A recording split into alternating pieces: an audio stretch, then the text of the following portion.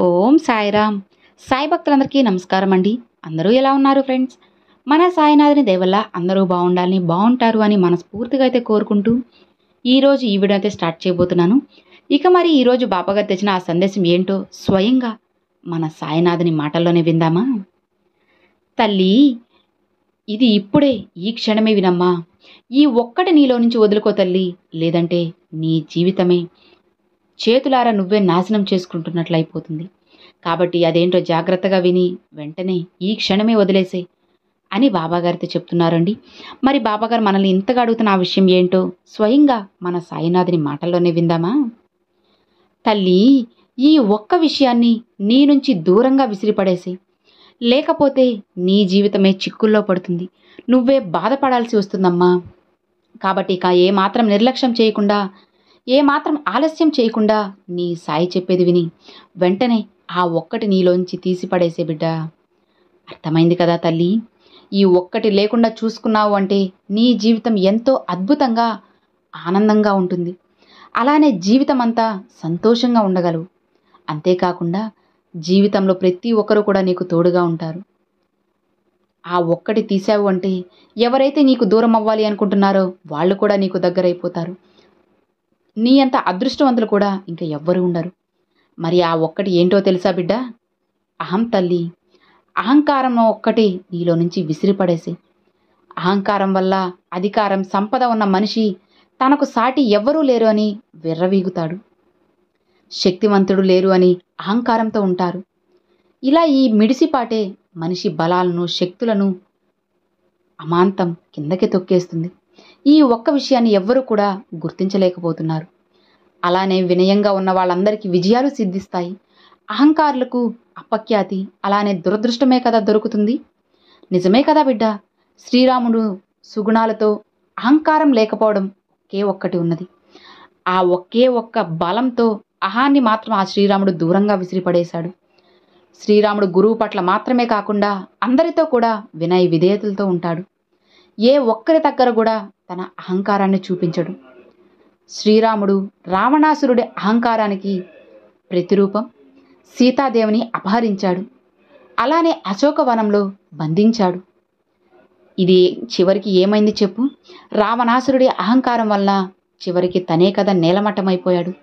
చివరికి తనే కదా శాశ్వతంగా దూరమైపోయాడు. కాబట్టి ఇంత భయంకరమైన ఈ అహం అనే ఈ ఒక్కటి నీలో నుంచి తీసేశావు అంటే నీ జీవితం ఎంతో సంతోషంగా, ఆనందంగా, అర్థవంతంగా కూడా ఉంటుంది బిడ్డ. అలా కాకుండా నీ సాయి మాటలను నిర్లక్ష్యం చేసి నువ్వు అలానే ఉన్నావు అంటే ఇప్పుడు నీకు తోడుగా ఉన్న కొద్ది మంది, 2, 3 కూడా శాశ్వతంగా నీకు దూరమైపోతారు. కాబట్టి నీ చేతులారా నీ జీవితాన్ని మంచిగా చేసుకుంటావో, నాశనం చేసుకుంటావో ఇక నీ ఇష్టమమ్మా. నీకే వదిలేస్తున్నాను. నువ్వు ఎలా కావాలి అంటే అలా మార్చుకో. ఇక నేను ఏమాత్రం కూడా ఏమీ చేయలేను. నేను చెప్పాల్సింది చెప్పాను. ఇక నీ ఇష్టం తల్లి. నీ జీవితం మంచిగా ఉండాలి అనుకుంటే నీలో ఉన్న అహాన్ని దూరం పెట్టేసి, లేదు నేను ఇలానే ఉంటాను బాబా, నా జీవితం ఏం మారనవసరం లేదు అంటే ఇక నేను మాత్రం ఏం చేయగలను చెప్పు? కాబట్టి ఎప్పుడూ కూడా నీ సాయి మాటలు మనసులో ఉంచుకో. ఖచ్చితంగా నీ జీవితం సంతోషంగా ఉంటుంది తల్లి. సమస్యలు ఎదురైనా సరే అహంకారాన్ని అస్సలు ప్రదర్శించకు. సహనంగా ఉండు. ఈ సహనమే నీకు ఎన్నో తెచ్చిపెడుతుంది. నీకు విలువలు కూడా ఎక్కువగా పెరుగుతాయి. నీలో ఆత్మధైర్యం కూడా పెరుగుతుంది. అర్థమైంది కదా బిడ్డ? అహాన్ని, కోపాన్ని నువ్వు ఎంత దూరం పెడితే నీ జీవితం అంత అత్యద్భుతంగా ఉంటుంది. నీలో గొప్పతనాన్ని తెలుసుకున్నావు అంటే నీ జీవితం ఇంకాస్త అందంగా ఉంటుంది. నీలో ఉన్న గొప్పతనం, శక్తి, సామర్థ్యాలు అన్నీ కూడా ఈ అహం అనే పొరలు పూర్తిగా కప్పేశాయమ్మా. కాబట్టి వీటిని బయటకు విసిరిపడేసి నువ్వు సంతోషంగా ఉండు, ఆనందంగా ఉండు, నీ సాయి చెప్పినట్లు ఉండు. ఇక నీకు అంతా శుభమే జరుగుతుంది. అహం ఒక్కటి వదిలితే చాలు తల్లి, భగవంతుని చేతిలో నువ్వు భద్రంగా ఉంటావు. నువ్వే కాదు, నీ కుటుంబం కూడా సురక్షితంగా, సంతోషంగా ఉంటుంది. అహంకారాన్ని నువ్వు వదిలేశావు అంటే నీ జీవితం ఎంతో ప్రశాంతంగా ఉంటుంది. అప్పుడే కదా నువ్వు ఆ భగవంతుని ఆశీర్వాదాన్ని కూడా పొందగలవు, అనుగ్రహాన్ని కూడా పొందగలవు. కాబట్టి ఎట్టి పరిస్థితుల్లోనూ అహంకారాన్ని నీ దగ్గరికి కూడా అస్సలు రానివ్వద్దు బిడ్డ. భగవంతుని పూర్తి ఆశీర్వాదం నీకు చేరాలి కదా. అయితే నీ సాయి మాటల్ని అస్సలు నిర్లక్ష్యం చేయకు. నాకేంటి, నాకు అన్నీ ఉన్నాయిలే, అందరూ ఉన్నారు అని విర్రవీగి ఎవ్వరినీ కూడా లెక్క చేయకుండా ఆ అహంకారం అనేది నీ తలలోనే దాక్కుని ఉంటుంది. అప్పుడు ఖచ్చితంగా పతనం అనేది ప్రారంభమవుతుంది అని తెలుసుకో.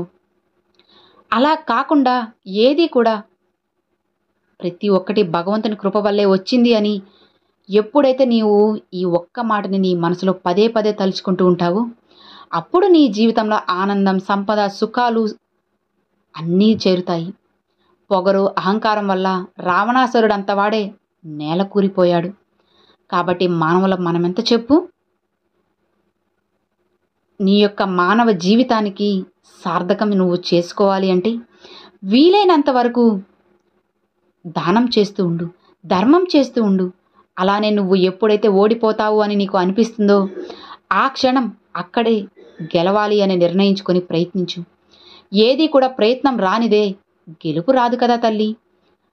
అలానే ఏదైనా సరే నాకే వస్తాయి అని ముందుగా నువ్వు ఎప్పుడు కూడా అనుకున్నావు అంటే అది చివరికి నీకు బాధనే మిగులుస్తుంది. కాబట్టి ఎప్పుడు కూడా గర్వంతో, అహంకారంతో అస్సలు ఉండకు. నీ పని నువ్వు చేసుకుంటూ వెళ్ళు. ఫలితాన్ని ఆ భగవంతుడు ఎప్పుడు కూడా నీకు అందిస్తాడు. అది కూడా గొప్పగానే ఉంటుంది అని నువ్వు గుర్తించుకోమ్మా.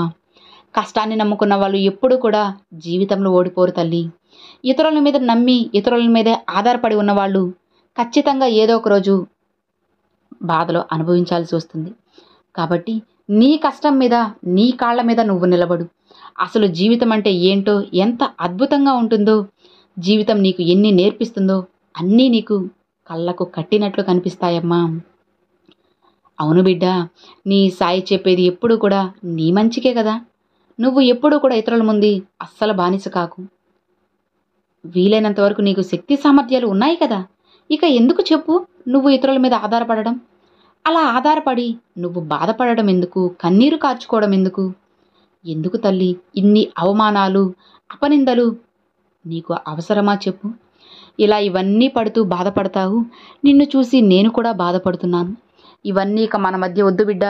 ఇక ఇక్కడితో అన్నిటినీ ఆపేసి ఇక నుంచి మన జీవితాన్ని కొత్తగా, అందంగా, ఆనందంగా జీవించాలి అంటే నువ్వు నీ సాయి చెప్పినట్లు ఉండు. కేవలం నీ సాయి మాటల్ని నువ్వు మనసులో ఉంచుకున్నావు అంటే ప్రతిదీ కూడా నీ సొంతమవుతుంది. అవును తల్లి, నువ్వు ఎంత సంపాదించినా సరే నువ్వు ఎప్పుడూ కూడా వినయంగానే ఉండాలి. అప్పుడే కదా ఆ సంపద నీకు ఎన్నో రెట్లు మేలు చేస్తుంది. అలా కాకుండా అహంకార భాగంతో విర్రవీగుతూ ఉంటే నువ్వు ఎన్ని కోట్లు సంపాదించినా ఆ కోట్లు ఏదో ఒక రోజు నిన్ను కూల్చేస్తాయని గుర్తుంచుకో. ఇక హాయిగా ప్రశాంతంగా ఉండు తల్లి. అహంకారాన్ని మాత్రం నీలో నుంచి ఇప్పుడే ఈ క్షణమే వదిలేసి తరువాత అన్నీ నీ వశమవుతాయి. అర్థమైంది కదా. ఇక సంతోషంగా ఉండు అని బాబాగారితో చెప్తున్నారండి. చూశారు కదండి, ఈరోజు బాబాగారు పంపించిన ఈ మంచి సందేశం మీ అందరికి నచ్చింది అని అనుకుంటున్నాను. నచ్చితే ఒక చిన్న లైక్ చేయండి, మరికొంతమంది సాయి భక్తులకు షేర్ చేయండి. ఫస్ట్గా మన ఛానల్ చూసేవాళ్ళు సబ్స్క్రైబ్ చేసి సపోర్ట్ చేయండి friends. Thanks for watching. Om Sairam.